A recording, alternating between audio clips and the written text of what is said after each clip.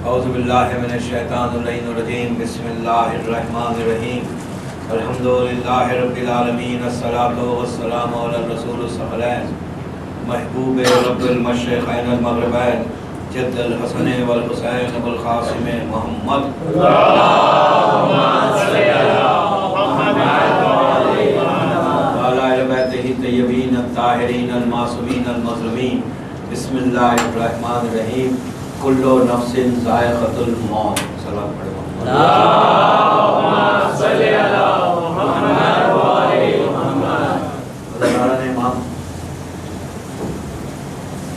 اس رضاخانی کی آج یہ تیسری تقریر ہے کل نفس ذائقۃ الموت کے موضوع کہ ہر نفس کو موت کا مزہ چکھنا ہے۔ موت ایک حقیقت ہے، ایک ریالٹی کہ موت کے بغیر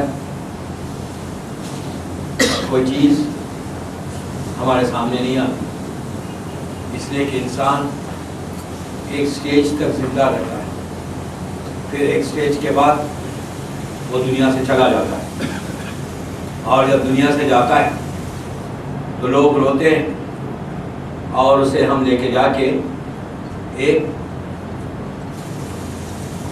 حجرے میں، ایک روم میں، ایک چھوٹی سی جگہ پر اسے زمین کے حوالے کر دیتا ہے، اور جب وہ زمین کے اندر چلا جاتا ہے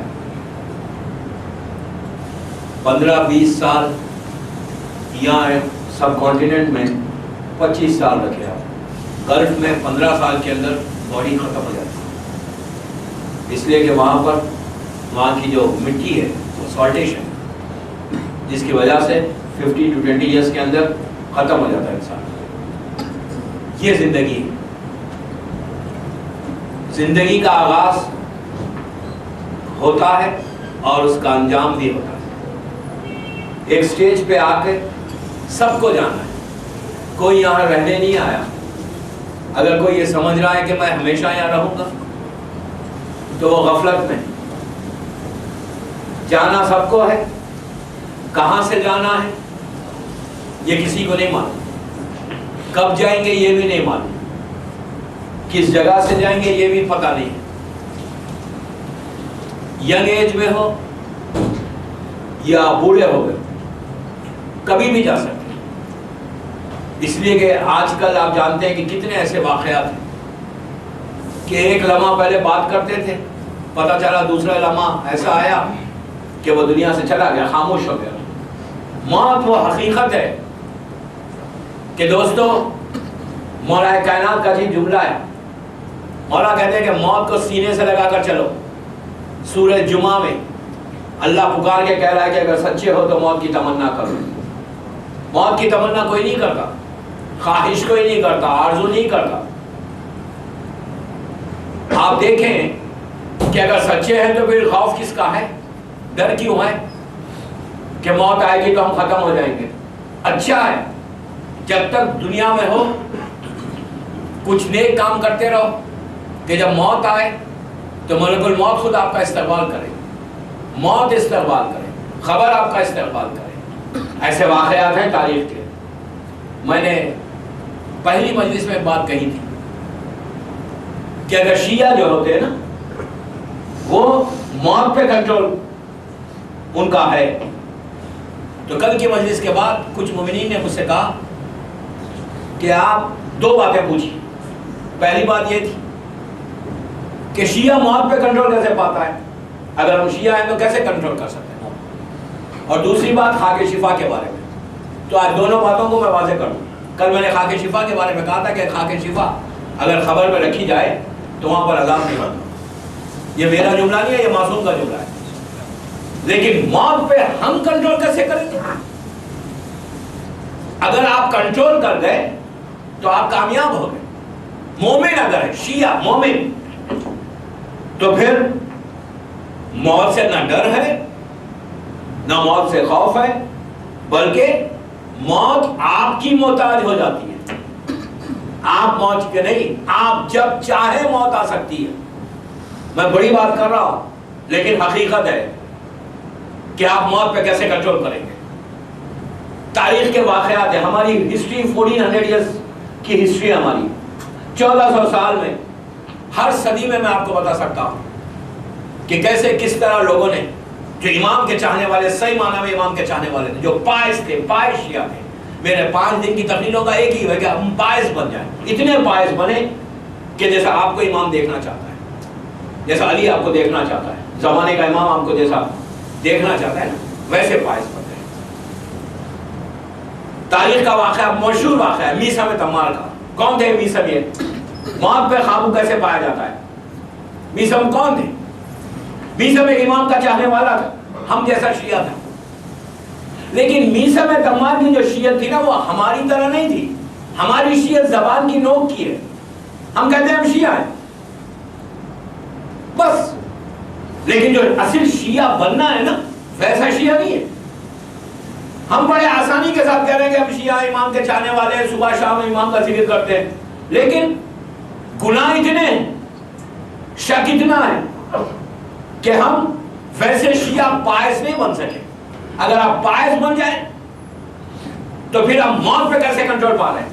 میثم تمار جیسا شیعہ۔ میثم کا ایک چھوٹا سا واقعہ سناتا ہوں کہ میثم کو بلیو کتنا تھا۔ دوستو شیعت میں جو سب سے بڑی بات ہے نا وہ یقین ہے، یقین، بلیو۔ اپنے بلیو کو سٹرونگ کرو، اتنا سٹرونگ کرو بلیو کو کہ دیوار کے پیچھے کیا ہے تم دیکھ سکتے ہو۔ میں کوئی جوک نہیں کر رہا ہوں، اٹس اے فیکٹ۔ اگر آپ صحیح بتا کے امام کے چاہنے والے بنے تو یہ اس کے پیچھے کیا ہے آپ بتا سکتے ہیں۔ میثم تمار کا بلیو اتنا سٹرونگ تھا۔ کس کے اوپر بلیو تھا؟ اللہ کے اوپر، اللہ کے رسول کے اوپر اور علی کے اوپر۔ ہمارا بھی یہ بلیو ہے نا، ہم بھی اللہ کو ایک مانتے ہیں، رسول ہے اور امام علی، اس کے بعد پورے معصومین ہیں۔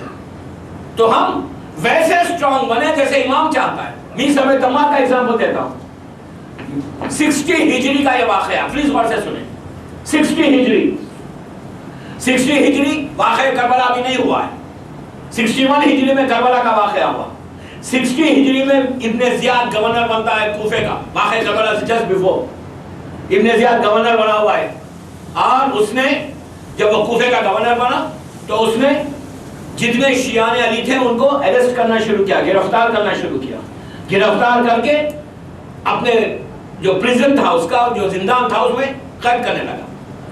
اس نے میثم تمار کو بھی گرفتار کیا اور گرفتار کر کے کہا میثم کو میرے دربار میں لے کر آؤ۔ پلیز غور سے سنیں کہ میثم کا بلیف کیا تھا، سٹرونگ، کتنا سٹرونگ بلیف تھا۔ وہ بلیف آج اگر ہمارے پاس آ جائے نا تو پھر آپ کو فکر ہی نہیں ہے کہ امام کا کرم کتنا ہوتا ہے۔ ابن زیاد کے دربار میں میثم کو پکڑ کے لایا گیا۔ میثم رسیوں میں بندھے ہو گئے، پورے ہاتھ پہ رسی ہے، پیر میں زنجیر ہے۔ ابن زیاد کے سامنے اس کو پیش کیا۔ ابن زیاد نے میثم کو دیکھ کے کہا کہ تم ہی میثم ہو جو علی کے فضائل سنا رہے ہو؟ بلکہ کہ کہا میں پیدا اس لیے ہوا ہوں کہ میں ذکر علی کروں۔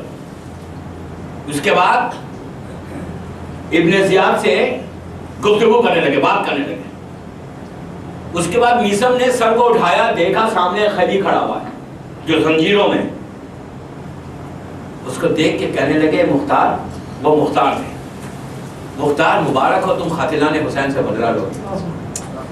ابھی واقعہ کربلا نہیں ہوا ہے، آپ یہ دیکھیں واقعہ کربلا بھی نہیں ہوا، 60 ہجری کا واقعہ ہے۔ کربلا کے واقعے میں میثم زندہ نہیں تھا، میثم شہید ہو گیا۔ ابن زیاد کو کہہ رہے ہیں کہ ابن زیاد مبارک، مختار کو کہہ رہے ہیں مختار مبارک تم قاتلان حسین سے بدلہ لو گے۔ جیسے یہ کہا ابن زیاد تو بگڑ گیا۔ ابن زیاد نے آرڈر کیا کہ فوراً مختار کو قتل کر دو۔ جلاد خنجر لے کر ابن مختار کے پاس پہنچا۔ جیسے خنجر لے کر پہنچا، مختار نے پلٹ کر میثم کو دیکھ کے کہا بھائی اب کیا کہتے ہو؟ اب تو میں مر رہا ہوں۔ ایسے موقع پر میثم نے پھر پلٹ کے کہا مختار تم قاتلان حسین سے بدلہ لو گے۔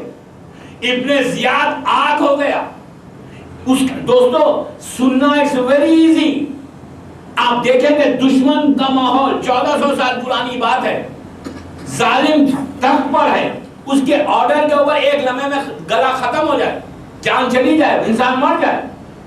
ایسے موقع پر یقین دیکھیں ابن زیاد کی آنکھوں میں آنکھیں ڈال کے بات کر رہے تھے، خوف نہیں کھا رہے تھے، ڈر رہے تھے۔ علی والے ڈرتے نہیں ہیں۔ جب سیکنڈ ٹائم کہا ابن زیاد نے کہا مختار کو ابھی قتل کرو اسی دربار میں۔ جلاد خنجر لے کر ابن مختار کے گلے میں رکھ دیتا ہے۔ دیتا ہے. اب جب گلے پہ خنجر آ گیا تو اب کتنی زندگی باقی ہے؟ ایک لمحہ کچھ سیکنڈز کی زندگی ہے. ابھی اس کا خنجر چلے گا مختار ختم ہو جائیں گے. ایسے موقع پر مختار نے پلٹ کر میثم کو دیکھ کے کہا اب کیا کہتے ہو؟ اب تو میں مر رہا ہوں, قاتلان حسین سے میں بدلہ کیسے لوں گا؟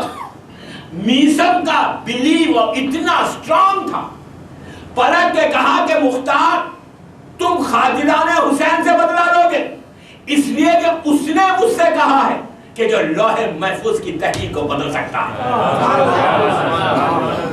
سنا علی کی بات پہ بھروسہ یقین کتنا ہے؟ یہ شیعہ ہے, ایسا شیعہ بنو اتنا بلیو کہ خنجر گلے پر ہے, ڈاؤٹ نہیں ہے. اب ہم صبح سے شام تک مولا کے سینس پڑھتے ہیں, کتنا بلیو کرتے ہیں اس پہ, کتنا ہمارا بلیو اسٹرانگ ہے ہمارے ریلیجن کے اوپر. میں تو بچوں سے بات کر رہا ہوں, بڑوں سے نہیں. اپنے بلیو کو اسٹرانگ کرو, اتنا اسٹرانگ کرو, اتنا اسٹرانگ کرو کہ تم کو پتا چلے کہ تم اس کے ماننے والے ہو کہ جو زمین اور آسمان کا مالک ہے. اگر بلیو اسٹرانگ ہو جائے then there is everything for you, ہر چیز آپ کی ہے بھائی. اتنا یقین بھی سب کو. یہ گفتگو جاری تھی. ابن زیاد کے دربار میں یزید کا پوسٹ مین خاصت آیا. اس نے دروازے سے چیخ کے کہا کہ ابن زیاد قتل کا حکم دینے سے پہلے ایک خط پڑھ لے. یزید کا پوسٹ مین تھا, یزید تو حاکم تھا اس وقت. لے کر سامنے آیا ابن زیاد کے, اس میں یزید نے لکھا تھا کہ ابن زیاد میرے ایک وزیر نے, میرے ایک منسٹر نے مجھ سے سفارش کی ہے کہ میں مختار کو رہا کر دوں. اب میں تجھے حکم دیتا ہوں مختار جس حالت میں انہیں چھوڑ دے. دیکھا کتنا یقین تھا مولا کی ذات پہ, علی کے جملوں میں کتنا بھروسہ تھا میثم. یہ ہے میثم. اب سنیں موت پہ کنٹرول کیسے پاتے ہیں. میثم کا واقعہ ہر مومن, ہر بچے کو پتا ہے کہ میثم کے ہاتھ کٹے, میثم کو پھانسی دی گئی, ہینگ کیا گیا, اور میثم کی زبان کاٹی گئی, میثم کے پیر کاٹے گئے. سب کو پتا ہے جھاڑ پر لٹکایا گیا تھا ابن زیاد کے آرڈر کے اوپر. میثم سے شہید ہوئے.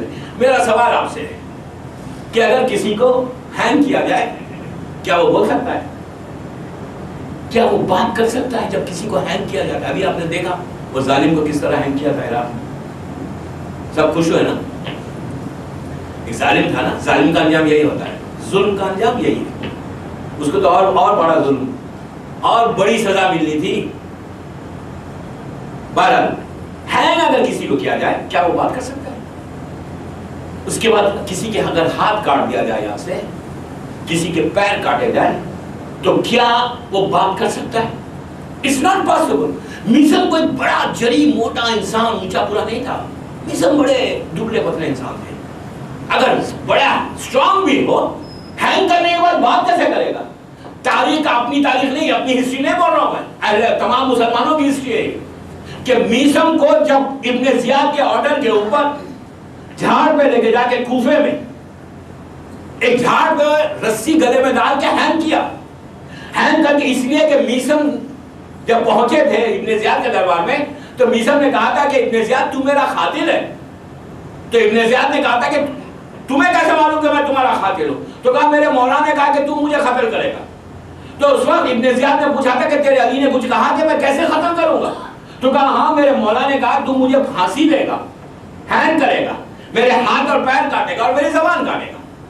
تو ابن زیاد نے کہا میں تجھے ہینگ کروں گا, تیرے ہاتھ اور پیر کاٹوں گا, لیکن تیری زبان نہیں کاٹوں گا.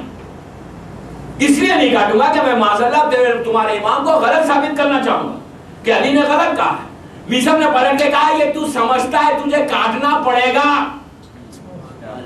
سمجھ رہے ہیں, تجھے کاٹنا پڑے گا. اس نے کہا میں نہیں کاٹوں گا. تو اب میثم کو ابن زیاد نے اپنے جلاب کو حکم دیا کہ جا کر میثم کو پھانسی دے دو, ان کے ہاتھ کاٹو, ان کے پیر کاٹو. دوستوں میرا سوال یہ ہے کہ شیعہ موت پہ کنٹرول کیسے کرتا ہے؟ آپ بتائیے کہ اگر ہینگ کر دیا جائے, ہاتھ اور پیر کاٹا جائے, تو میثم بول کیسے رہے تھے؟ میثم کی زبان کیسی چل رہی تھی؟ روایت کا جملہ ہے کہ میثم جیسے نارمل انسان بولتا ہے اس سے کہیں زیادہ بول رہے تھے. موت میثم کے اطراف تھی. جب تک میثم نے کہا تھا کہ ابن زیاد اس وقت تک مجھے موت نہیں آئے گی جب تک تو زبان نہیں کاٹے گا, زبان نہیں کاٹے گا. تو اس طرح موت پہ کنٹرول پائے ہوئے تھے کہ جب تک میسم کی زبان نہیں کٹی میسم بولتا گیا، اتنا بولا، اتنے فضائل علی سنایا کہ ابن زیاد مجبور ہو گیا ان کی زبان کاٹنے پر۔ عزیزوں، موت میسم کے اطراف گھوم رہی تھی، مجال نہیں تھی کہ میسم کے قریب آ جائے۔ یہ ہے کنٹرول، یہ ہے کنٹرول کہ اگر تم کو ولایت مولا کائنات علی کی محبت دل میں ہے نا صحیح معنی میں، تو موت کیا ہے؟ ملک الموت تمہارا محتاج ہو جائے۔ سلوات پڑھے محمد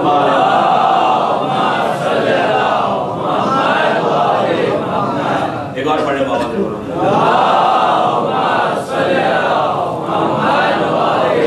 ایسے شیعہ بنو، شیعہ ایسے ہو کہ جو موت پہ قابو پائے ہوئے۔ دوسرا سوال یہ کیا گیا کہ خاک شفا کیسے شفا دے گی؟ یہ خاک شفا میں یہ پوچھا گیا کہ یہ جو خاک ہے نا، اس میں کربلا والے مظلوم کربلا کے جو ساتھی تھے حسین ابن علی کے، ان کے ساتھ جو دوسرے یزید کے لشکر والے تھے ان کا بھی خون ملا ہوا ہے۔ And it's a fact. ایسا نہیں ہے کہ کربلا کی خاک کے اوپر صرف حسین اور حسین کے ساتھیوں کا خون ہے، اس زمین کے اوپر یزید کے لشکر والوں کا بھی خون ہے، نجس لوگ جو تھے ان کا بھی خون پڑا ہوا ہے۔ تو پھر یہ خاک شفا کیسے بنی؟ یہ سوال کیا گیا کہ خاک شفا کی امپورٹنس کیا ہے، یہ بنی کیسے خاک شفا؟ اگر صرف اس خاک کے اوپر، اس کربلا کی زمین کے اوپر حسین اور حسین کے ساتھیوں کا خون ہوتا تو ٹھیک تھا، یہاں پہ تو یزید کے لشکر کے ہزاروں لوگوں کا خون پڑا ہوا ہے۔ تو پھر دو جب خون مل گئے تو پھر یہ خاک، یہ کربلا کی مٹی پاک کیسے ہوگی؟ شفا اس میں کیسے آ گئی جب دونوں خون ہیں؟ کل رات میں یہ سوال کیا گیا۔ تو دوستوں، یہ بات صحیح ہے کہ کربلا کی زمین کے اوپر دونوں کا خون ہے۔ خاک شفا کے اوپر کربلا کی جو مٹی ہے جہاں امام حسین شہید ہوئے، جو جگہ ہے کربلا کا جو احاطہ ہے، اس میں دونوں کا خون ہے، پورے حسین کے ساتھیوں کا 72 کا اور یزید کے لشکر کے ہزاروں دشمنوں کا خون پڑا ہوا ہے، دونوں خون ملے ہوئے۔ لیکن ہمارے فقہ کا ایک مسئلہ ہے، پلیز غور سے سنیں، آج اس مسئلے کو حل کروں۔ فقہ کا ایک مسئلہ ہے کہ اگر پانی آب جاری ہو، دریا کے اوپر سے خنجیر یعنی کتا، سور اگر گزر جائے، جو نجس جانور ہے اگر گزر جائیں تو ان کی نجاست پانی کی پاکیزگی پر غالب نہیں آتی۔ پلیز غور سے سنیں، پانی اگر بہہ رہا ہے پانی، بہتے ہوئے پانی کے اوپر سے اگر نجس جانور گزر جائے تو وہ نجس ہی رہے گا، لیکن پانی پاک رہے گا۔ کیوں؟ وہ گزر گیا، پانی کی طہارت زیادہ ہے۔ لیکن سوال یہ ہے کہ وہ تو گزر گیا، یہاں تو خون موجود ہے۔ یہ سوال ہے نا، خون تو موجود ہے یہاں پر۔ اب آپ یہ بتائیں کہ قرآن کو آپ پڑھتے ہیں، قرآن کو اٹھاتے ہیں، پلیز غور سے سنیں، قرآن کو اٹھاتے ہیں، جب قرآن کو اٹھاتے تو اس قرآن میں شیطان کا ذکر بھی ہے، خنجیر کا ذکر بھی ہے، کتے کا ذکر بھی ہے، کافر کا ذکر بھی ہے، مشرک کا ذکر بھی ہے، شیطان کا ذکر بھی ہے۔ لیکن اسی قرآن میں نبی کا ذکر بھی، آدم کا ذکر بھی ہے، نوح و ابراہیم و موسیٰ و عیسیٰ کا ذکر بھی ہے، ہمارے محمد کا رسول کا ذکر بھی ہے، اسی قرآن میں صدیقین کا ذکر ہے۔ تو جب ہم قرآن کو اٹھاتے ہیں تو یہ نجس جن کا ذکر ہے، جن کافر اور مشرکین اور خنجیر کا ذکر ہے، اس کو الگ کر کے نہیں چومتے، نہیں چومتے، بلکہ ان کا ذکر ویسا ہی ہے۔ لیکن جو اہل بیت کا جو پاک اور پاکیزہ لوگوں کا ذکر ہے، وہ ذکر ان کی نجاست پہ غالب آ گیا، غالب آ گیا۔ تو اسی طرح مظلوم کربلا کا جو پاک اور پاکیزہ خون تھا، ان کافر اور مشرکین کے خون پہ ایسا غالب آیا کہ وہ خاک شفا بن گئی۔ سمجھے؟ تو خاک شفا کی اہمیت، اس کی امپورٹنس اتنی ہے کہ اگر تھوڑے سا بیمار کو، اگر کوئی بھی شدید بیمار ہے، اگر اس کو تھوڑا سا کھلا دے تو یہ معصوم کا جملہ، میرا جملہ نہیں، کہ اس کو شفا دینا اللہ کا کام ہے۔ ویسے خاک حرام ہے، آپ مٹی کو اٹھا کے نہیں کھا سکتے، وہ حرام ہے، لیکن اس خاک میں سے ویسی شفا ہے۔ اور دیکھیں گے کہ کربلا کی خاک میں اور کیا اہمیت ہے۔ اگر کوئی کربلا میں دفن ہو جائے، لیکن شرط ہے کہ رہے، امپورٹنٹ چیز یہ کہ رہے وہاں۔ اس لیے کہ اگر کوئی ظالم آ کے دفن ہو جائے تو کیا امام حسین اسے ایکسپٹ کریں گے؟ یہ بات میں آپ کہیں اور بھی سمجھیں کہ کہ کوئی زبردستی اگر دفن ہو جائے کسی کے بعد، سمجھ رہے ہیں، میں اس سے زیادہ واضح نہیں کرتا، کوئی زبردستی دفن ہو جائے حکومت کے زور کے اوپر تو رسول نہیں رکھتا بازو اپنے، نہیں رکھتا۔ ظالم سے آج اگر صدام دفن ہو جاتا تو کون روک سکتا تھا؟ اس کی حکومت ہے، لیکن شرط یہ ہے کہ رہے۔ میں انشاءاللہ کل بتاؤں گا، کہیں مرو تم کربلا جا سکتے ہو، بامبے میں ڈیتھ ہو، ہندوستان میں کہیں ڈیتھ ہو، یورپ امریکہ میں آپ کی ڈیتھ ہو، اگر عمل صحیح ہے تو آپ کو کربلا جائیں گے۔ شکل بتاؤں گا، ملائکہ نخال ہیں جو میتوں کو ایکسچینج کرتے ہیں، 10-15 منٹ کے اندر آپ کی باڈی کو لیتے پھینک دیتے ہیں کہیں اور کوئی غریب اگر ہندوستان پاکستان میں کوئی مرا، اس کی باڈی کو لا کے کربلا میں دفن کرتے ہیں اسی وقت، اگر کوئی وہاں دفن۔ یہ الگ ہے، میں کل بتاؤں گا۔ صلوات پڑھے محمد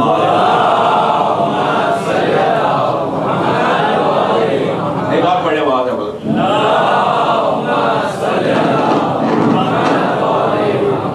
تو دیکھا کہ کھا کے شفا کی تو بڑی اہمیت ہے دوستو۔ کل بات یہاں تک پہنچی تھی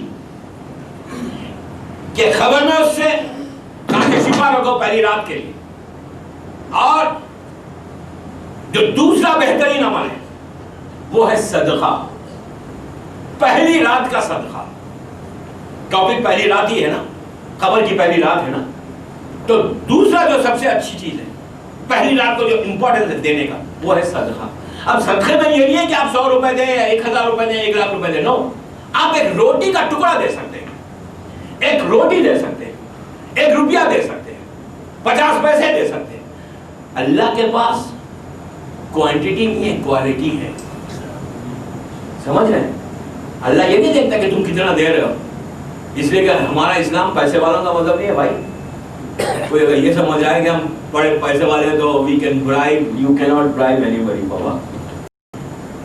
اب آپ اگر کوئی پیسے والا مر جائے اور اس نے کہا کہ $1 ملین میرے ساتھ خبر میں رکھ دو، جو فرشتے آئیں گے سوال جواب کریں گے کہ میں ان کو کچھ دے کے کر لوں گا، تو وہ اسی دنیا میں کریں۔ آپ کو فرشتے برائب نہیں دیتے، سمجھ رہے ہیں؟ رشوت نہیں دیتا فرشتہ۔ وہاں اگر آپ فرشتے کو برائب کرنا چاہیں کہ بھائی لے لے، چھوڑ دے میرے حساب کو، تو فرشتہ کہے گا کہ یہ کرنسی تو ہمارے پاس چلتی نہیں، وہاں ڈالر نہیں چلتا، روپیہ نہیں چلتا، وہاں پہ خبر کی کرنسی کا بھی نام ہے بھائی، وہاں کی کرنسی ہے۔ یہ مت سمجھے کہ بڑے ملینر اور ڈالر بڑے بڑے اکاؤنٹس ہے، وہ کہے گا کہ میرے پاس اتنا بڑا اکاؤنٹ ہے دنیا میں، وہ اپنے اکاؤنٹ میں سے تمہیں دے دیتا ہوں، چھوڑ دو مجھے۔ وہ تو کہے گا میں پہچانتا ہی نہیں یہ ہے کیا چیز، ورنہ تو اسلام پیسے والوں کا مذہب ہوتا تو پیسے والے زندہ رہتے، وہاں پہ تو کچھ نہیں چلتا بھائی۔ آپ جو برائب جتنا چاہیں دیں، اس لیے کہ دوستوں وہاں کی کرنسی کا ایک نام ہے، نہ وہ کرنسی کا نام ڈالر ہے، نہ پاؤنڈ ہے، نہ یورو ہے، نہ دینار ہے، نہ روپیہ ہے، وہاں کی کرنسی ہے۔ وہاں بھی دن ہے، وہاں بھی رات ہے، وہاں بھی بازار ہے، وہاں بھی لین دین ہے، لیکن وہاں کی جو کرنسی ہے نا، اس کا نام نمازیں ہیں، اس کا نام یتیموں کا حق ہے، اس کا نام بیواؤں کی خدمت ہے، اس کا نام راتوں میں اٹھ کے استغفار ہے۔ یہ کرنسی اگر تم اپنے ساتھ لے کے جاؤ گے نا تو وہاں پہ پھر تمہیں محتاج نہیں بنو گے، بلکہ تم لوگوں کو بیچ سکتے ہو، لوگوں کو دے سکتے ہو، اگر یہ کرنسی ہمارے پاس ہے۔ میں انشاءاللہ اس کی ڈیٹیل کر بتاؤں گا کہ کیا کیا چیزیں۔ صدقہ جو پہلی رات کا صدقہ، اس کا ایک طریقہ بتاتا ہوں۔ آپ روز رات میں، آپ تو انڈیا میں رہتے ہیں، ہمارے گلف میں بڑا پرابلم ہے دینا، اس لیے کہ وہاں پہ کوئی ملتے ہی کس کو دیں آپ؟ یہاں تو ماشاءاللہ ہی کہو، یہاں تو آپ کو ہر رکڑ کے اوپر، ہر راؤنڈ اباؤٹ کے اوپر کوئی نہ کوئی مل ہی جاتا ہے۔ اللہ مومنین کے رزق میں برکت عطا کرے۔ اور بہرحال یہاں یتیم خانے ہیں، یہاں مدرسے ہیں دوستو، ایک ایسی یہ تحفہ ہے بمبے کے مومنین کے لیے کہ آپ اپنے مرحومین کے لیے کیا کریں پہلی رات کے لیے، اللہ مومنین کو سلامت رکھے۔ لیکن اگر آپ یہ چاہتے ہیں کہ روز آپ کا صدقہ جائے، آپ کا مرحوم باپ، بھائی، بہن، پورے خاندان والے جو مرحومین ہیں، اگر وہ نہیں تو مومنین اور مومنات، ان کے لیے کیا کرنا ہے آپ کو؟ آپ کیا کریں؟ جیسا یہاں مدرسہ چلتا ہے یا کوئی اور مدرسہ چلتا ہے، میں کسی مدرسے کو پروپوگیٹ نہیں کر رہا ہوں، بہرحال جو بھی دینی کام کرتا ہے، یا کوئی اتنے غریب سیدانیاں ہوں گے، اتنے غریب مومنین ہوں گے یہاں پر، آپ ایک کام کریں، روزانہ 1 روپیہ آپ 30 روپے 50 روپے 100 روپے جو آپ کی حیثیت ہے آپ کسی غریب یتیم کو دے دیں ایک مہینے میں 1 دفعہ دے دیں، آپ جتنا دے سکتے 50 دیں. میں پھر کہہ رہا ہوں کہ آپ 1 روپیہ میں وہ کافی ہے. یہ نہیں ہے کہ کتنا دے رہے ہیں، آپ جتنا دیں گے اللہ اتنا اجر دے گا. یہ نہیں کہ اس میں تھوڑا کنجوسی کرے گا یار 1 روپیہ مولانا نے کہا 1 روپیہ دیں گے، نہیں، اتنا دو کہ کسی غریب کا پیٹ بھر جائے. سمجھے؟ کسی غریب کا پیٹ بھر جائے اتنا دو. آپ مثال دے رہا ہو 100 روپے کی. 100 روپے کیا ہے انڈیا میں؟ حقیقت کیا ہے 100 روپے کی؟ 100 روپے آپ کسی غریب کو مہینے میں 1 تاریخ کو لے کے جا کے دیتے اپنی سیلری میں. اگر آپ چاہتے ہیں کہ آپ کی سیلری میں زیادہ برکت ہو، آپ چاہتے ہیں کہ 100 آپ مثال کے طور پہ کوئی 30 40 50,000 کماتا ہے اور وہ چاہتا ہے کہ اس کے پیسے میں بڑی برکت ہو، کماتا ہے 10,000 برکت ہو 1 لاکھ روپے کی، تو کیا کرے؟ بہترین طریقہ کیا ہے؟ 100 روپیز نکال. میں ایگزامپل دے رہا ہوں 100 کا، آپ جتنا چاہیں نکال سکتے ہیں. 100 روپیز نکالیں کسی غریب کو، کسی یتیم کو، کسی مسکین کو، کسی بیوہ کو، کسی سیدانی کو 100 روپے دے دیں. دیتے وقت یہ نہیں کہیں کہ میں صدقہ دے رہا ہوں، بلکہ دے دیں، کسی کی مدد کر رہے ہیں. اچھا مدد بھی کیسے کی جاتی ہے؟ یہ خبر کی پہلی رات کے بڑے عظیم چیزیں ہیں کہ اس میں جو کام آنے والی ہے. یہ نہیں کہ آپ 100 روپے سب کو بتا کے دے رہے ہیں. میں تو بچوں کے لیے بتا رہا ہوں، بچوں کو بتاؤ، بزرگ جانتے ہیں. بتا کے دینا نہیں ہے. مظلوم کربلا امام حسین کا کیا طریقہ تھا دینے کا؟ جب کوئی فقیر جو سائل کو آ کے ہاتھ پھیلاتا، امام پیچھے ہٹ جاتے، نگاہوں کو نیچی کرتے اور آگے بڑھاتے. راوی نے پوچھا کہ مولا آپ نگاہوں کو نیچے کیوں کرتے دیتے ہیں؟ تو کہا میں کیسے اس سے آنکھوں میں آنکھیں ڈالوں، وہ شرما جائے گا مجھ سے. اس لیے کہ کوئی بھاگ رہا ہے تو وہ تو شرما رہا ہے. کسی نے اگر تمہارے سامنے ہاتھ پھیلایا تو یہ مت سمجھو کہ تم بڑے ہو گئے. شکر کرو گے تم کو اللہ نے اس قابل کیا. میں کیا کہہ رہا ہوں دوستو؟ شکر کرو کہ اللہ نے تمہیں اس قابل کیا کہ تمہارا ہاتھ کسی کے سامنے کسی نے ہاتھ پھیلا دیا. اور یہ مت سمجھو کہ اس کا ہاتھ ہے، اس کا ہاتھ نہیں ہے، فقیر کا ہاتھ نہیں ہے تمہارے سامنے، سائل کا ہاتھ نہیں ہے. روز قیامت اللہ ان بندوں سے پوچھے گا جب بڑے بڑے پیسے والے دولت مند لوگ ہیں نا، ان سے پوچھے گا کہ میں تیرے دروازے پہ آیا تھا ہاتھ پھیلا کر، تو نے میرے ہاتھ کو خالی کر دیا. تو بندہ پکار کے کہے گا کہ پروردگار تو ہر چیز سے بھرا ہے، تو کیسے آیا تھا میرے پاس؟ تو اس وقت آواز آئی کہ فلاں دن فلاں وقت کے اوپر ایک سائل آیا تھا، وہ اس کا ہاتھ نہیں تھا، میرا ہاتھ تھا. اللہ فقیر کے ہاتھ کو اپنے ہاتھ کی طرف نسبت دے رہا ہے. یہ مت سمجھو کہ بڑا ہم بہت بڑے ہو گئے، بڑے بڑے گھر ہو گئے. دوستو یہ گھر بنانے سے کچھ نہیں ہوتا. گھر بناؤ خبر میں، وہ اس دنیا میں گھر بناؤ، وہاں کا گھر سب سے بڑا ہمیشہ رہے گا، یہاں کا گھر ختم ہو جائے گا. تو بات کیا ہوئی؟ سائل کا صدقہ آپ 100 روپے دیں کسی غریب کو، یتیم کو، مسکین کو. آپ کے اہل خاندان میں آپ کے کوئی اگر ہیں، کوئی نہیں ہے تو کہیں اور جس کو بھی آپ دیکھتے ہیں جا کے 100 روپے پہلی پہ دے دیں. دے کے روزانہ نیت کریں، اس کو سائل کو کچھ نہیں کہیں، بلکہ گھر میں روزانہ مغرب کے بعد ایک نیت کریں کہ پروردگار آپ اس کو ڈیوائڈ کر لیں کہ میں آج کے 3 100 تو آپ نے ایڈوانس میں دے دیے، اب اس کو ڈیوائڈ کر لیں 30 دن کے لیے. کر کے جائے تو پروردگار مثال کے طور پر 3 روپے، پروردگار یہ 3 روپے میں نے جو سائل کو دیا وہ آج کی پہلی رات جس مومن کی بھی ہوگی اس کے لیے میں دے رہا ہوں. آپ کو اتنا ثواب ہے کہ وہ 3 روپے آپ کی دنیا میں کوئی حقیقت نہیں ہے، لیکن اس غریب کے کہاں کے درجات بلند ہو گئے. دیکھا آپ نے کہ آپ کے رزق میں برکت ہوگی. اور اس کے بعد آپ کو اللہ وہ مقام دے دے گا کہ آپ کا جب آخری وقت آئے گا، جب آپ کی پہلی رات آئے گی، کوئی دے یا نہ دے، اللہ یہ تمام آپ کو پلٹا دے گا. ذرا پڑھیں محمد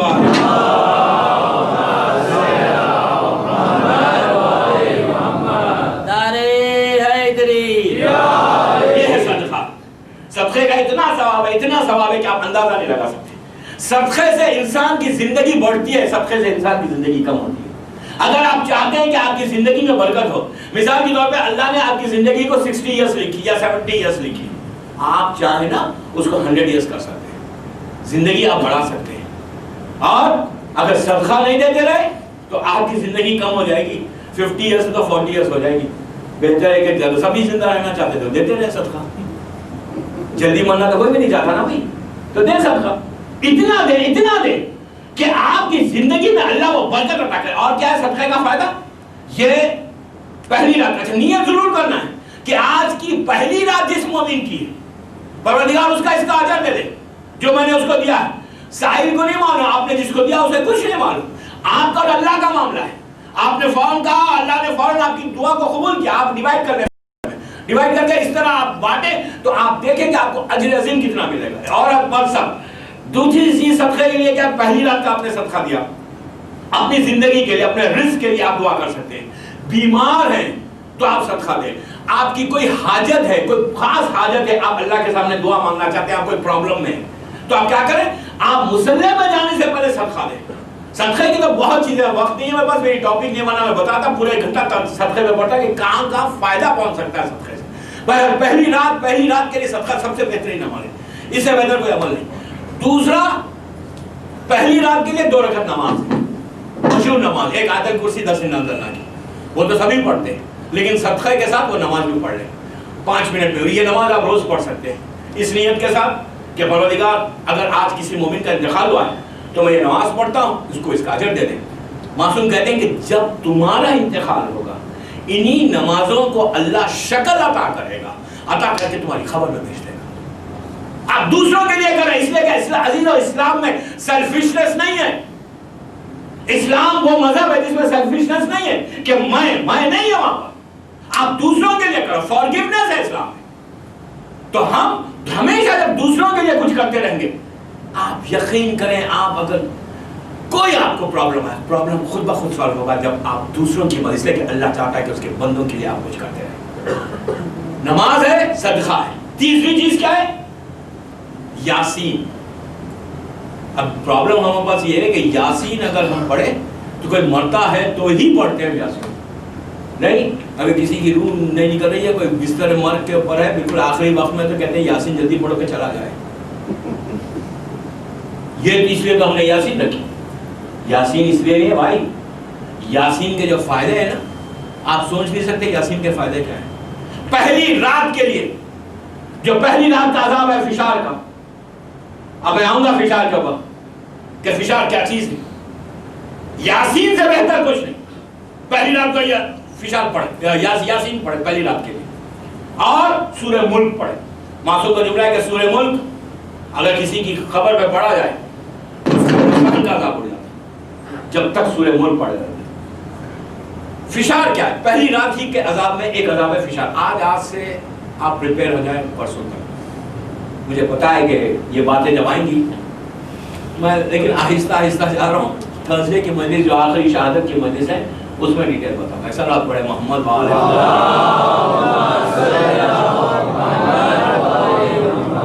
ابھی موتی کا ذکر ہوگا.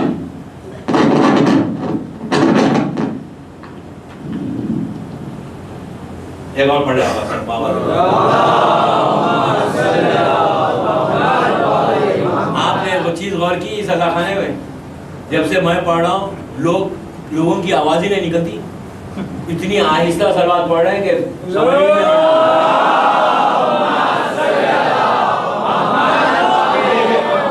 فکر موت کا ہے. بھائی آپ نہ ڈریں، آپ تو زندہ ہیں، اور میں تو زندگی کی بات کر رہا ہوں، میں موت کی بات ہی نہیں کر رہا. فشار فشار فشار.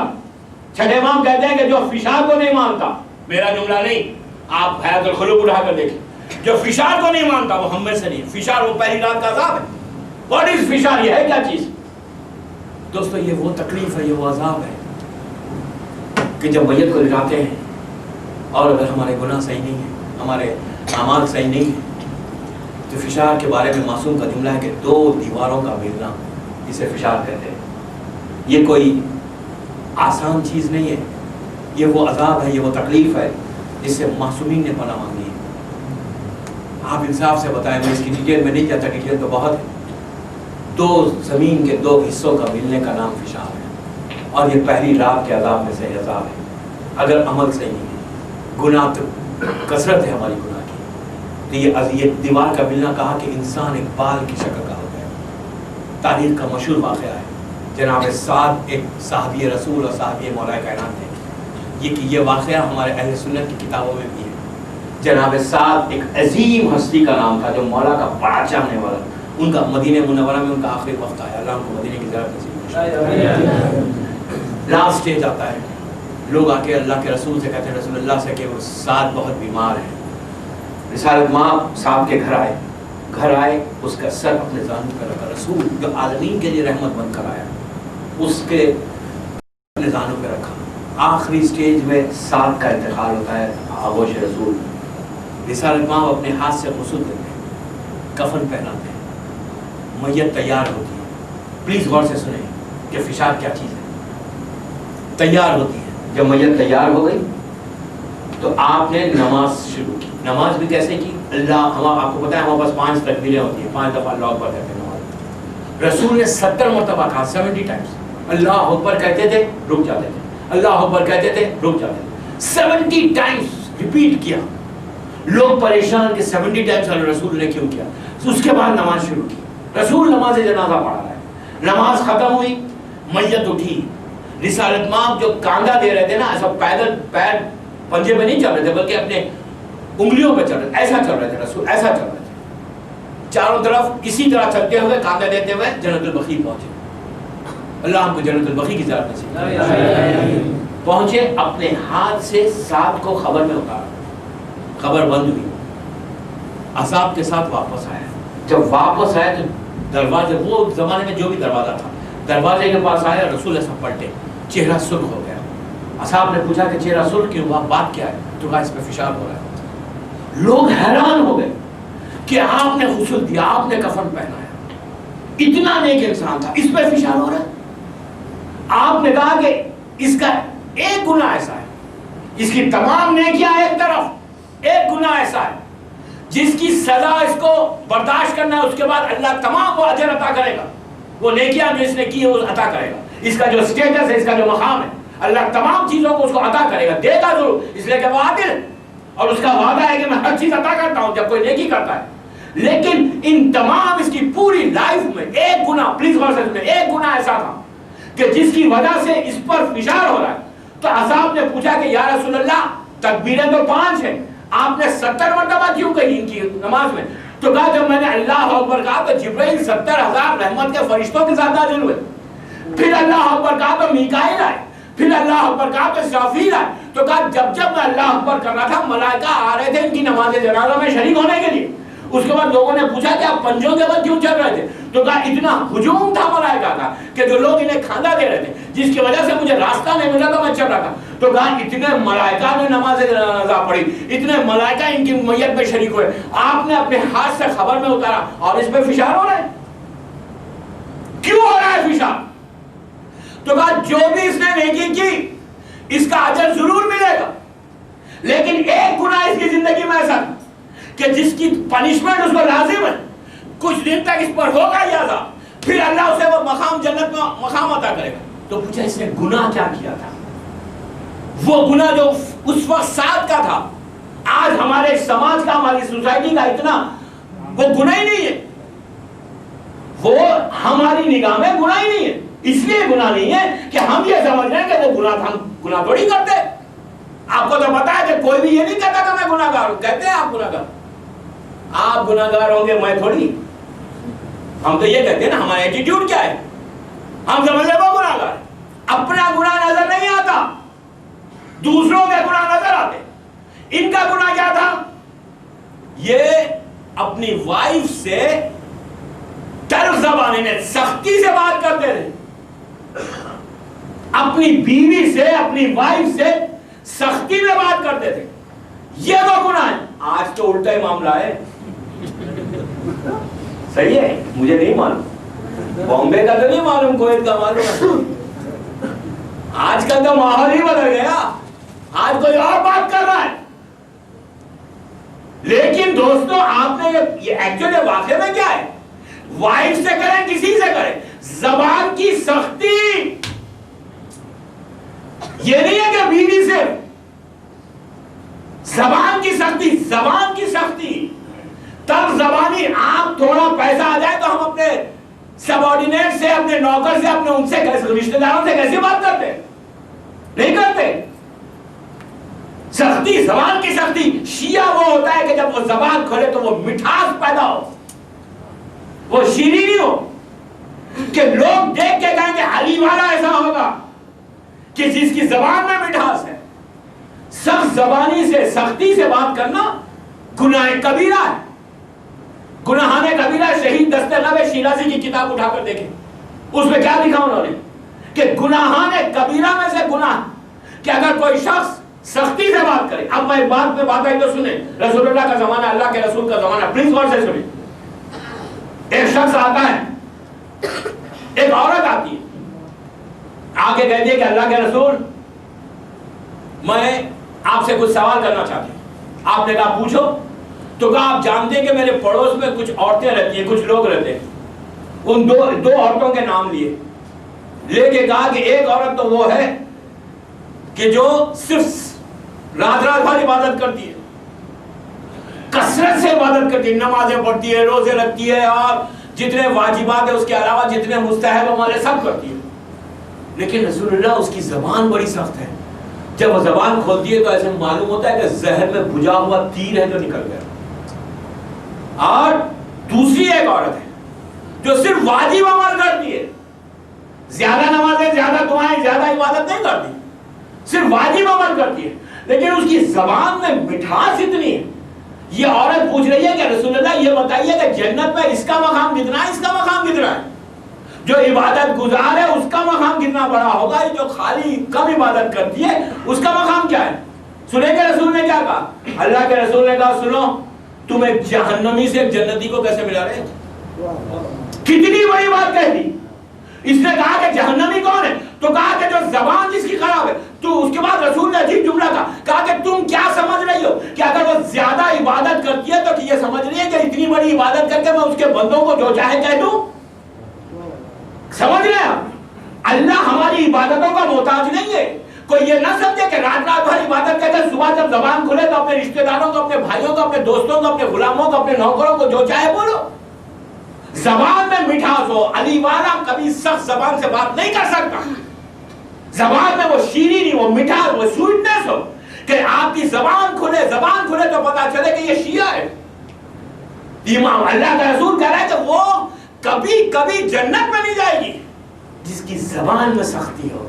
جناب سعد کے واقعے میں کیا ملا, صرف اپنی وائف سے سختی سے بات کرتے, آرڈر کرتے تھے یہ کرو یا یہ نہ کرو. آج تو کسی میں ہمت ہی نہیں ہے, آج کون کرے. لیکن اگر کرے تو یہ گناہ ہے کبیرہ ہے. صلوات پڑھے محمد وعلى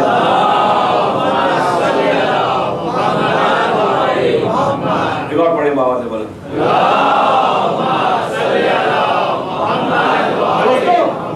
ایک چیز یاد رکھیں, یہ اگر سختی ہوگی تو فشار ہوگا. فشار سے بچنے کا طریقہ کیا ہے. اچھا یہ بھی ہے, فشار 3 وجہ کے فشار ہوتے ہیں. معصوم سے پوچھا گیا کہ مولا اگر کوئی ہوا میں منتشر ہو جائے, خدا نہ خواستہ کوئی پلین کے کریش میں چلا جائے تو اس کو فشار نہیں ہوگا, یا کوئی پانی میں ڈوب جائے, پانی میں ڈوبے تو اس کو فشار نہیں. تو امام نے کہا 3 وجہ کے فشار ہے. پہلا فشار زمین کا ہے, دوسرا فشار کہا کہ اگر آسمان میں اس کی باڈی منتشر ہو جائے خدا نہ خواستہ, تو وہاں پہ اللہ تو قادر مطلق ہے, ہوا کو حکم دیتا ہے, اور ہوا کا فشار زمین کے فشار سے زیادہ سخت ہے. ہوا کو حکم دیتا ہے کہ وہ دبائے, اور اگر کوئی پانی میں مر جائے تو پانی کو حکم دیتا ہے. لیکن دوستو ایک چیز یاد رکھو, آج کی مجلس کے بعد کوئی یہ نہ سمجھے کہ اللہ کو بڑا شوق ہے ہم پر عذاب نازل کرنے. نو, اللہ کو مزہ نہیں آتا, اللہ انجوائے نہیں کرتا ہم پر عذاب نازل کرتے. وہ تو کریم ہے, اس نے اپنی ذات کے اوپر کرم کو واجب کیا ہے.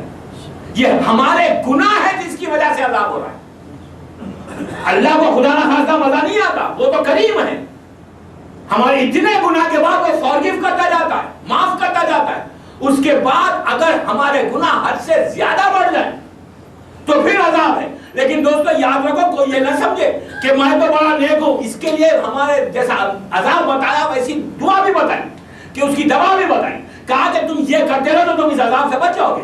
اگر کوئی شخص سورہ یاسین اس نیت کے ساتھ پڑھے کہ پروردگار فشار سے مجھے محفوظ رکھ, روزانہ یاسین کتنی دیر میں ہوگا بھائی, 5 منٹ 6 منٹ, لیکن عادت ڈالو یاسین پڑھنے کی. یاسین اگر پڑھیں گے روز گھر میں 24 گھنٹے میں کبھی بھی تو فشار سے بچ جائیں گے. لیکن اگر میں یاسین پڑھ رہا ہوں تو یہ کر کے مت پڑھو یاسین کہ میں یاسین پڑھتا ہوں اللہ مجھے عذاب سے بچا. مجھے نہیں, کل کی مجلس میں یاد کریں, میں نہیں کہ مجھے بتائیں. نو, اب کیا کریں آپ, اب جب یاسین پڑھیں آج کل اپنی زندگی میں, اس لیے کہ آپ زندہ ہیں, جب یاسین پڑھیں تو یہ کہیں گے پروردگار, یاسین جب ختم ہو جائے آپ یہ کہیں گے پروردگار اس یاسین کا ثواب آل محمد اور آل محمد کے وسیلے سے ان تمام مومنین اور مومنات کو پہنچے کہ اگر کسی پہ اس وقت فشار ہو رہا ہے تو یاسین کی برکت سے ان کے فشار کو ختم کر دیں. آپ اب کیا اس میں ثواب کیا ہے؟ آپ نے دوسروں کا خیال کیا، اللہ آپ کا خیال کرے گا. سمجھے؟ تو اب یاسین اب روز جب پڑھے تو یہ دعا کرے کہ پروردگار اگر اس وقت کسی پہ فشار ہو رہا ہے تو ان کے فشار کو تو روک دے. تو اب یقین کریں معصوم کا جملہ پھر میرا جملہ نہیں، معصوم کہتے ہیں کہ کوئی اس نیت کے ساتھ پڑھے، کوئی اگر دوسروں کا خیال کر کے پڑھے تو یقین کریں جب آپ وہاں پر جائیں گے تو آپ کی خبر آپ کا استقبال کرے گی اور آپ کو اس طرح اپنے دامن میں لے گی جیسے ایک معصوم کہتے ہیں کہ وہ برکتیں اور نعمتیں تمہیں عطا کیا جائیں گی. صلوات پڑھے محمد و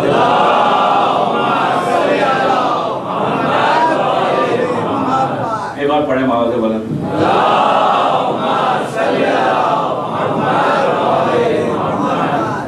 پھر آؤں، وقت ہو گیا میرا، وقت یہاں تو بڑی تیزی سے گزر گیا.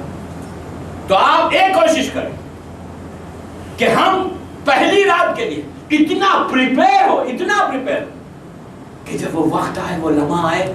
دوستو کوئی یہ سمجھ کے زندگی نہ گزارے کہ مجھے تو پہلی رات گزارنا ہی نہیں ہے، مجھے تھوڑی ابھی مرنا ہے، ابھی تو میں 10 15 20 سال زندہ رہوں گا. کوئی کسی کو پتا نہیں کہ زندگی کب تک ہے، اور میں اس لائف کی بات کر رہا ہوں. پہلی رات کے لیے وہ جب وہاں پہنچے تو دنیا میں جب تم دیکھے جاؤ اور یہ چیز یاد رکھو، زندگی میں دو، زندگی میں مرنے کے بعد تو سبھی دیتے ہیں. رسول اللہ کا زمانہ ایک شخص نے، بہت بڑا بزنس مین تھا مدینے کا، بہت بڑا بزنس مین، اور کہے گا بزنس تھا اس کا کھجور کا، ڈیٹس کا. آج کے زمانے میں اگر کوئی گولڈ مرچنٹ ہو نا، ڈائمنڈ مرچنٹ ہو، جس کا بڑا کاروبار بزنس ہو، اس زمانے میں جو ڈیٹس کا، جو کھجور کا بزنس کرتا تھا وہ اتنا بڑا تاجر ہوتا تھا، اتنا پیسے والا ہوتا تھا. مدینے کا سب سے بڑا بزنس مین، اس کا لاسٹ اسٹیج آتا ہے، اللہ کے رسول کو اپنے گھر بلاتا ہے، بہت بیمار ہے. رسول آتے ہیں، کہتے ہیں کہ رسول اللہ آپ تو جانتے ہیں کہ میں اتنا بڑا کاروباری انسان ہوں، اتنا میرا تاجر ہے، میرا اتنا بزنس ہے، اور میرے پاس اتنے کھجور ہیں اس وقت کہ یہ جو بتا تھا کہ میرا گوڈاؤن جو ہے نا تو پورا بھرا ہوا ہے کھجور سے. آپ اگر میرا انتقال ہو جائے تو آپ اپنے ہاتھ سے ان کھجوروں کو غریبوں میں بانٹ دینا. رسول نے کہا ٹھیک ہے میں بانٹ دوں. کچھ دن کے بعد اس کا انتقال ہو گیا.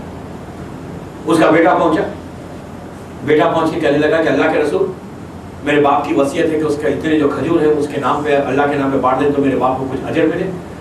آپ نے مسجد میں اعلان کیا کہ جمعے کے دن مثال کے طور پہ نماز ظہرین کے بعد جتنے مسکین اور یتیم اور غریب ہیں آ جائیں. اعلان ہوا کہ اللہ کا رسول اپنے ہاتھوں سے کھجور بانٹے گا. کھجور کا بٹنا عید ہو گئی غریبوں میں. وہ نماز کا وقت آیا، نماز کے بعد اللہ کا رسول اس گوڈاؤن میں پہنچا، کھجور کو لیا، اپنے ہاتھ سے غریب یتیم مسکین جتنے پور پیپل تھے ان کا اپنے ہاتھ سے کھجور دینے لگا. غریب تو بڑے خوش ہو کے جا رہے تھے کہ آج ہماری عید ہوگی، اتنے کھجور ملتے. پورا حجرہ، پورا گوڈاؤن خالی ہو گیا. جب پورا گوڈاؤن خالی ہو گیا تب وہاں کی صفائی ہونے لگی، لوگ جھاڑو دینے لگے. رسول وہیں کھڑا ہوا ہے، اس کا بیٹا، بیٹے بھی، بیٹے نے، بڑے بیٹے نے فرق کے اللہ کے رسول سے کہا کہ اللہ کے رسول میرے باپ کو کتنا اجر ملا ہوگا کہ اتنے کھجور اس نے اللہ کے نام پہ آج بانٹ دیے. میرے باپ کی خبر میں کتنی روشنی ہوگی، میرے باپ کی کو کتنا اس کو اللہ نے ریوارڈ دیا ہوگا. رسول اللہ نے بیٹے کے چہرے کو دیکھا، جھکے، جو کچرا جا رہا تھا نا، کچرے میں سے ایک چھوٹا سا ٹکڑا پڑا ہوا تھا کھجور کا، اس کو اٹھایا، اٹھا کے کہا سن، یہ میرا پوری آج کی مجلس کا میسج ہے.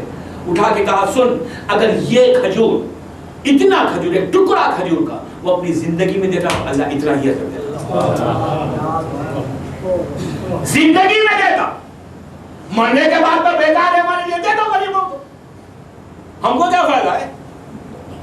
جب زندہ تھے پورا پیسہ اپنے پاس رکھا، کہا غریب کو ہم دیں گے تو نہیں، دیں گے تو بڑا سوچ سمجھ کر دیں گے کہ یہ ہے یا نہیں. اس لیے کہ دوستو جب مال نکلتا ہے نا تو شیطان فوراً آ جاتا ہے، excuse me what are you doing. شیطان کہتا ہے بھائی، فوراً شیطان آئے گا، نظر نہیں آئے گا. نظر آ جائے تو پھر کیا بات ہے، نظر نہیں آتا شیطان، فوراً شیطان آتا ہے، آ کے روکتا ہے، روک کے کہتا ہے بھائی کیا کر رہے ہو، یہ کام تو مت کرو، غریب ہو جاؤ گے. اس کو پہلے دیکھو. آپ یہ چیز دیکھیں دوستو، آپ میں کیوں کہہ رہا ہوں کہ غریبوں کو کچھ دو، غریبوں کو اپنی زندگی میں دو.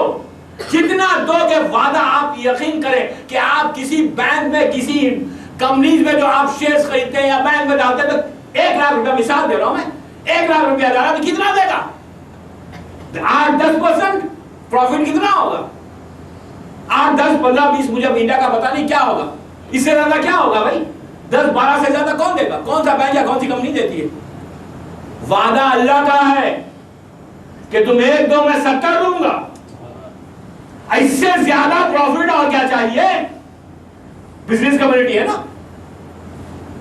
70% وعدہ اس کا ہے کہ تم دو وعدہ میں کر رہا ہوں کہ میں تمہیں 70 گنا واپس کروں گا اور جب اللہ کا کہنا چاہے تو کون روکے گا میں بچوں سے بھی کہہ رہا ہوں کہ جو تمہیں پاکٹ منی ملتی ہے نا اس میں ابھی سے عادت ڈالو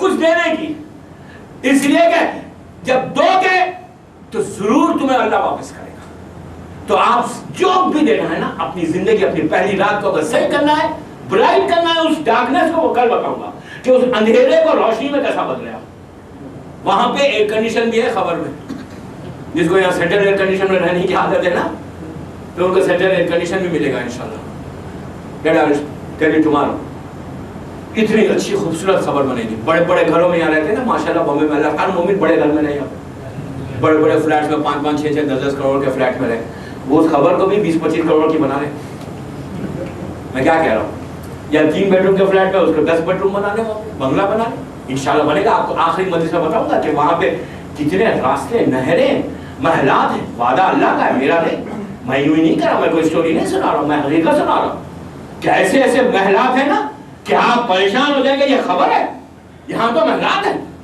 پیلیسز ہیں ان لوگوں کے کہ جو ظاہری طور پہ دنیا میں غریب تھے ہم سمجھے جا کے پیسے والے جب ان لوگوں کو دیکھیں گے کہیں گے ہو یہ تو کل حد تک ہمارا نوکر تھا آج اتنا پیسہ والا ہو گیا تو دنیا میں جو تم تھے تو کسی کا حق کھا کے پیسے والے ہو گئے تھے اس نے عمل کر کے اللہ کی بارگاہ میں قریب پہنچا تو دوستو ایک چیز آگے بس آخری جملے آج کی مجلس کا پورا میسج کہ ہم دنیا میں اپنی زندگی میں ان غریبوں کا خیال کرو کہ پہلی رات کو وہاں پہ تمہیں اجر عظیم عطا صلوات پڑھ لے محمد وعلیہ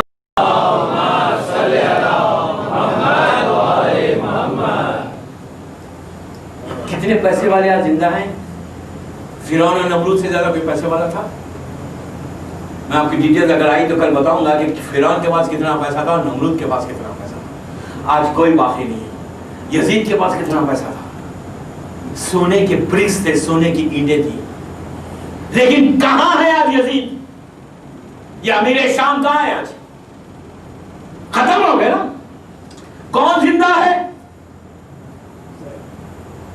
حسین اور حسین کے ساتھی ہمیشہ کے لیے یزید ڈارکنیس میں چلا گیا اندھیرے میں چلا گیا آپ انصاف سے بتائیے کہ 61 ہجری میں جب واقعہ کربلا ہوا تو ظاہری طور پہ جیسے نظر آ رہا تھا کہ جیسے حسین ہمیشہ کے لیے ختم ہو گئے لیکن حسین ختم نہیں ہوئے دوستو یزید ختم ہو گئے دنیا کے ہر حصے میں ذکر حسین ہے میں تو پوری دنیا جا کے پڑھتا ہوں مجھے پتا ہے کہ دوسرے ممالک میں دوسرے کنٹریز میں ذکر حسین کیسے ہو رہا ہے دشمن ملک میں یہ سب سے بڑی فتح ہے آپ کی کامیابی ہے شیعت کی یہ شیعت کی کامیابی ہے یہ مت سمجھو کہ شیعہ تم جو شیعہ ہو آج ہم جو شیعہ ہے نا شکر ہے اللہ کا کہ ہم اس در سے وابستہ ہیں ورنہ دوستو آپ کا مذہب آپ کا ریلیجن ہمیشہ کے لیے ختم ہو جانا چاہیے تھا میرے پاس وقت نہیں ہے میں کل موقع ملا تو بتاؤں گا کہ شیعت بچی کیسا ہے شیعت کا بچنا یہ سب سے بڑا معجزہ ہے میراکل ہے میراکل میں کوئی ایسی بات نہیں کروں because I'm Shia that's why I'm not saying this no میں شیعہ ہوں اس لیے میں نہیں کہہ رہا ہوں حقیقت ہے I can prove کہ شیعت کا بچنا ایک میراکل ہے اس لیے کہ پیچھے کوئی طاقت ہے جو بچا رہی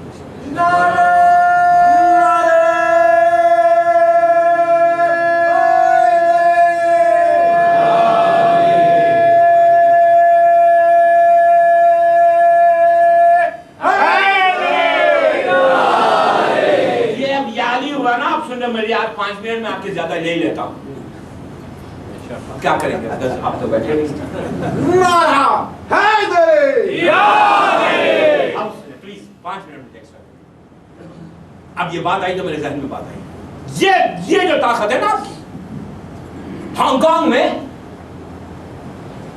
ارلی 80s میں جتنے نان مسلمز تھے 30 کنٹریز کے وہ پہنچے.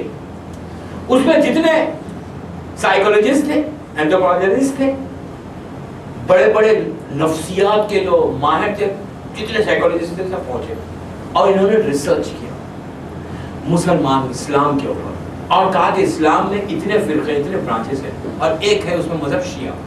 اس لیے کہ وہی زمانہ تھا جب رہبر آئے تھے ایران میں, ارلی 80s کی بات ہے, ایران عراق کی وار چل رہی تھی.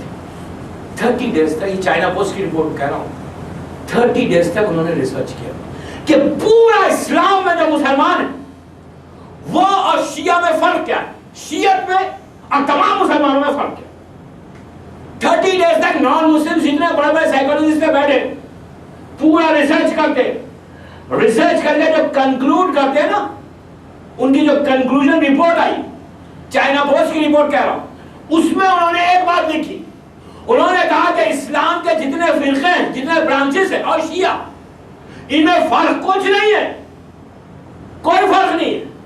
کہا کہ شیعت کے اوپر بڑا ظلم ہوا, لیکن شیعہ جو بچی ہوئی صرف اس لیے کہ ان میں 2 ایسی پرسنالٹیز ہیں کہ جب تک ان کا نام باقی رہے گا ان کے مذہب کو کوئی روک نہیں سکتا.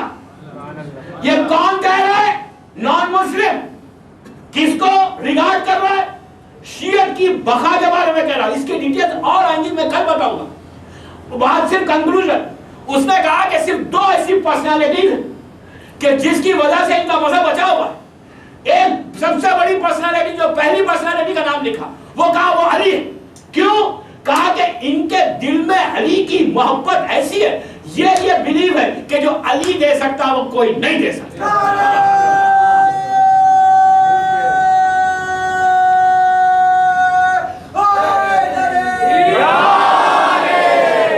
یہ کہا کہ ان کے پاس یہ جو پرسنالٹی, کہ ان کی محبت یہ ہے کہ ان کو اتنا اسٹرانگ بلیو ہے مولا کے اوپر کہ ان کا یقین ہے کہ جو ان کا امام دے سکتا کوئی نہیں.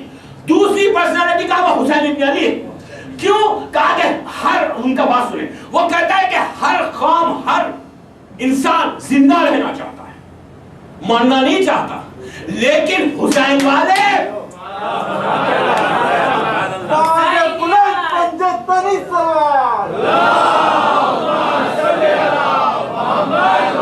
حسین والے ان کی, اس کے بعد وہ عجیب بات کہتا ہے, یہ کہتا ہے کہ ان کی ماں, ہر ماں اپنے بیٹے کو بہت محبت کرتی ہے, ماں سے زیادہ اولاد سے کوئی محبت نہیں کرتا. اس کے بعد وہ کہتا ہے کہ یہ حیرت کی بات ہے کہ ان کی مائیں بچوں کو تیار کر کے بیٹھتی ہے کہ جاؤ حسین پہ اپنا ماتم کرو. یہ کیا ہے؟ غیر مسلم روایت کر رہا ہے. کیوں؟ یہ حقیقت ہے. علی اور حسین کی 2 ایسی طاقت ہے جس کی طرف سے اسلام بچ گیا. کل وقت ہو گیا, میں کل بتاؤں گا. بس 2 مجلسیں اور ہیں یہاں پہ, آپ سے وہ خواہش ہے کہ وقت پہ آ جائے. ابھی کہہ رہا ہوں پرسوں کی مجلس 10 منٹ 15 منٹ زیادہ ہی پڑھوں گا. چلو آپ پڑھ لیں محمد وعلى محمد.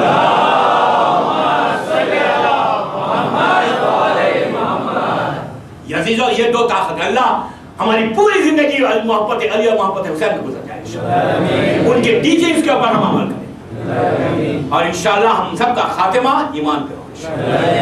دوستو, حسین کی قربانی, حسین کی ہستی, یہ وہ ہستی ہے کیا جو مسجدوں میں لا الہ الا اللہ ہو رہا ہے نا, یہ صدقہ ہے فاطمہ کے بعد.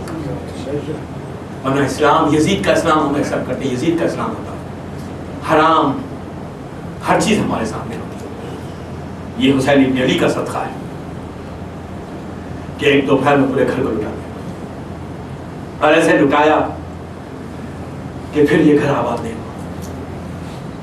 دوستو, امام کا مقام, امام پہ جو مصیبتیں آئی نا, وہ صرف حسین جانے یا حسین کا خدا جانے کہ کیا مصیبتیں ہیں, کیا پریشانیاں امام پہ پڑا. عزیزو, لوگ کہتے ہیں کہ ملک گیری کے شوق میں کوئی گھر کو نہیں لٹاتا. دوستو, جوانوں کے گلے نہیں کٹاتا, بچوں کو تیروں کے حوالے نہیں کرتا. آج مجھ سے خواہش کی گئی کہ میں حسین کے اس جوان کا مسائل پڑھوں کہ جس کی شہادت کے بعد حسین ضعیف ہو, علی اکبر کی شہادت ایک عجیب شہادت ہے کہ امام پہ جو ظلم ہوا اس کا کوئی اندازہ ہی نہیں لگا سکتا، کہ جوان بیٹا اور ضعیف باپ، وہ ظلم ہوا کہ روایت کا جملہ ہے کہ جب علی اکبر نے آ کے امام سے کہا کہ مول بابا مجھے مرنے کی اجازت دیجیے، حسین نے علی اکبر کے چہرے کو دیکھا اور کہا بیٹا میں کیسے اجازت دے دوں تجھے مرنے کی، جا پہلے اپنی ماں سے اجازت لو اور اپنی پھوپھی سے اجازت لو۔ علی اکبر لیلا کے پاس آئے اور آ کے کہا کہ اماں مجھے مرنے کی اجازت دیجیے، تو ماں نے کہا بیٹا 18 سال پالا ہے کیسے اجازت دے دوں؟ تو علی اکبر نے کہا اماں یہ بتائیے کہ روز محشر دادی فاطمہ بھی ہوں گی اور آپ بھی ہوں گی، اگر اس وقت فاطمہ آپ سے یہ پوچھے کہ کیوں لیلا تمہیں علی اکبر عزیز تھا میرا حسین عزیز نہیں تھا، تو کیا جواب دیں گی؟ تو لیلا اپنے مقام سے کھڑی ہو گئی اور کہا میرے لال خدا حافظ۔ اب علی اکبر زینب کے پاس آئے اور آ کے سر کو جھکا کے بیٹھ گئے اور کہا کہ پھوپھی اماں مرنے کی اجازت دی تھی۔ شہزادی نے کہا میرے لال میں نے 18 سال تجھے پالا ہے، میں نے اور محمد کو قربان کر دیا، تو کہا پھوپھی اماں میرا بابا بالکل اکیلا ہو گیا۔ عزیزو علی اکبر جب واپس میدان میں آ رہے تھے تو